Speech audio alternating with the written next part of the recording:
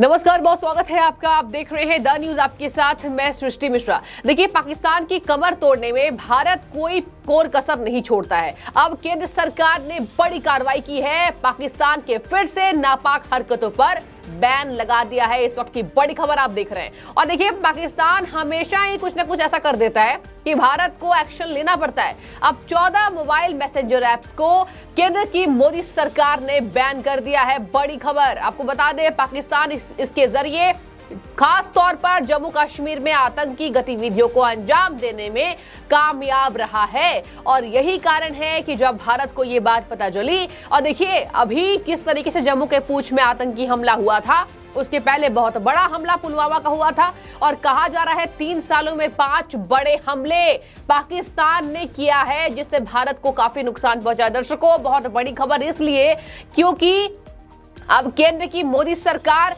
ये कोई कोर कसर नहीं छोड़ती है। पाकिस्तान जिस तरीके से नए नए ऐप्स को लॉन्च करता है, जिस तरीके से अपने भेजे गए खुफिया आतंकियों को जम्मू कश्मीर की घाटियों में पनाह देने के लिए इन मोबाइल मैसेंजर्स ऐप को जारी रखता है, अब केंद्र सरकार को इंटेलिजेंस ब्यूरो की मदद से ये बड़ी खबर हाथ लगी, जहां पर इंटेलिजेंस ब्यूरो ने ये बताया कि मोदी सरकार को कि यहाँ पर 14 मैसेंजर ऐप्स ऐसे हैं जिसका कोई भारत में प्रतिनिधि नहीं है। और देखिए, भारत में इससे कोई लेना देना नहीं था। जम्मू कश्मीर में जितने आतंकी घुसपैठ करके बैठे हुए रहते थे और जिस कारणों से जवानों पर हमले होते रहे इतने सालों से, उनमें 14 मोबाइल मैसेंजर ऐप्स को बैन कर दिया गया। दर्शकों, ये पहली कार्रवाई भारत सरकार की पाकिस्तान के खिलाफ नहीं है। इससे पहले भी आपको बता दें, कहीं ना कहीं 200 ऐप्स को भारत ने पाकिस्तान के खिलाफ बैन किया है, चीन के खिलाफ बैन किया है। देखिए, चीन भी कोई कम नहीं है।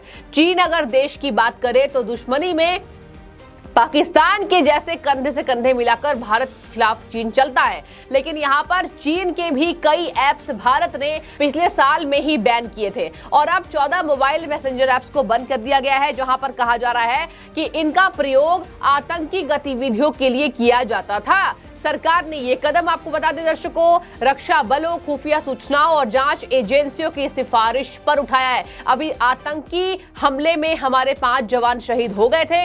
उसके पहले भी लगातार भारत में बात की जा रही है कि आखिर कब पाकिस्तान सुधरेगा। दर्शकों, ये भी बात आपको ज्ञात हो, अगर पाकिस्तान की बात करें तो भारत को डेंट पहुंचाने में पाकिस्तान का बहुत बड़ा हाथ रहा है, चीन से ज्यादा। और देखिए, इतने सालों से पाकिस्तान ये बोल रहा है कि हमसे बात कीजिए, हमसे तो बात नहीं कर रही है भारत सरकार।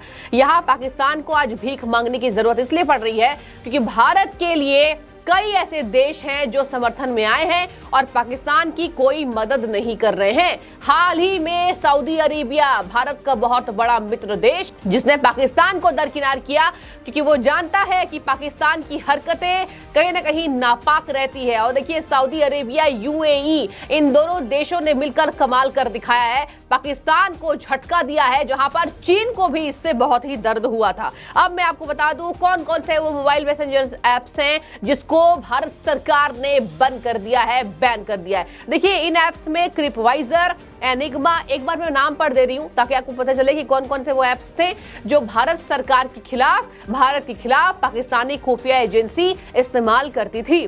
देखिए, एक बार मैं नाम पढ़ रही हूं, Crypviser, Enigma, Safeswiss, Wickrme, MediaFire, Briar, BChat, Nandbox, Conion, IMO, Element, Second Line, Zangi, Threema आदि शामिल है। देखिए, ये 14 मैसेंजर्स ऐप्स हैं जहां कहा जा रहा है अंडरग्राउंड आतंकी इससे मदद लेते थे, घाटी में छुपे आतंकी इससे मदद लेते थे और पाकिस्तान में अपने आकाओं से बातचीत करते थे।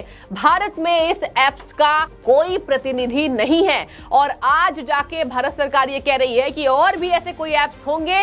धीरे धीरे करके जांच खंगाल हो रही है, जांच तेज हो रही है और कहा जा रहा है कि पाकिस्तान को धूल चटा चुकी है भारत सरकार। वहां पर पाकिस्तान के आतंकवादी हाथ पर हाथ धर के बैठे होंगे।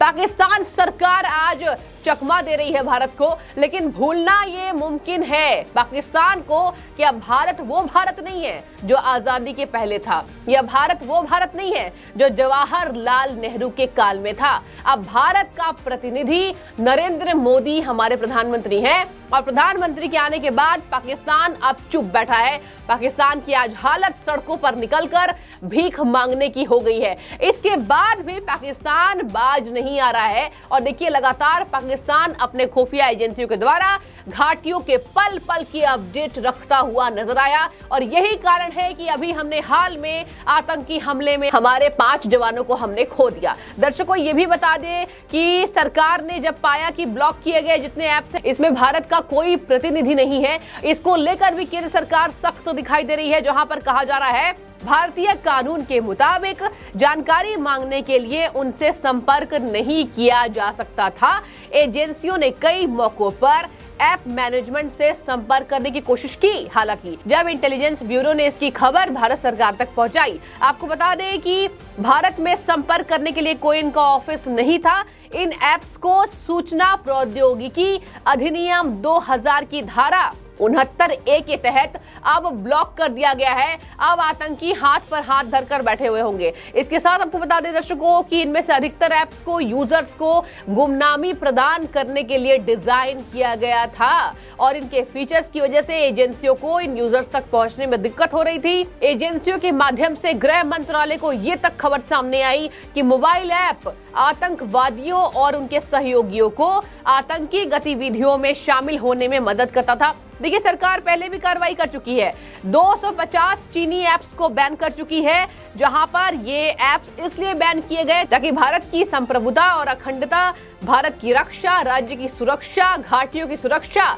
जम्मू कश्मीर की सुरक्षा और सार्वजनिक व्यवस्था के प्रतिकूल होने का हवाला देते हुए प्रतिबंध लगाया जा सके। देखिए भारत कहीं भी पीछे नहीं है और आज खबर ये सामने आ रही है, ब्रिटेन हो, फ्रांस हो, अमेरिका हो, सऊदी अरेबिया हो, यूएई हो, ये बड़े बड़े शक्तिशाली देश आज भारत को मित्रता पूर्वक देखते हैं, इसलिए क्योंकि भारत की इकोनॉमी तेजी से बढ़ रही है। अर्थव्यवस्था में 5वें नंबर पर भारत आ चुका है और देखिए यही कारण है कि आज सऊदी अरेबिया जैसे देश पाकिस्तान को लताड़ लगा चुके हैं और कह रहे हैं कि पाकिस्तान की नापाक हरकतों पर हम भारत के साथ हैं। लगातार भारत सरकार तरक्की कर रही है।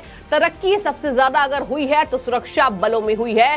केंद्र की मोदी सरकार जब से आई है सबसे ज्यादा कहीं ना कहीं अपना समय, आपको बता दें, डिफेंस सिस्टम को मजबूत करने में की है और आपने देखा होगा कि मोदी सरकार के आने के बाद किसी भी क्षेत्र में तरक्की हुई या ना हो, डिफेंस सिस्टम भारत का अभी शक्तिशाली हुआ है और ये क्रेडिट राजनाथ सिंह को भी जाता है। अब देखिए लगातार कहा जा रहा है कि अमित शाह जैसे जो धुरंधर भारत सरकार में मंत्री बैठे हैं वो कहीं ना कहीं पाकिस्तान को धूल चटाने में नंबर 1 साबित हुए हैं। अमित शाह का नेतृत्व भी कहीं ना कहीं बहुत ज्यादा मददगार माना जाता है और आपको बता दें कि पाकिस्तान के ऐप्स जो बैन किए गए हैं, अब यूजर्स ये तक लिख रहे हैं अगर पहले की सरकार होती तो ये मोबाइल मैसेंजर ऐप्स के नाम तक पता नहीं करवाती। ये तो वाहवाही मोदी सरकार की जब से सत्ता में आई पाकिस्तान के हर खुफिया गतिविधियों पर ध्यान रखती हुई नजर आ रही है। आपको ये भी बता दें दर्शकों, लगातार पाकिस्तान की हरकतों पर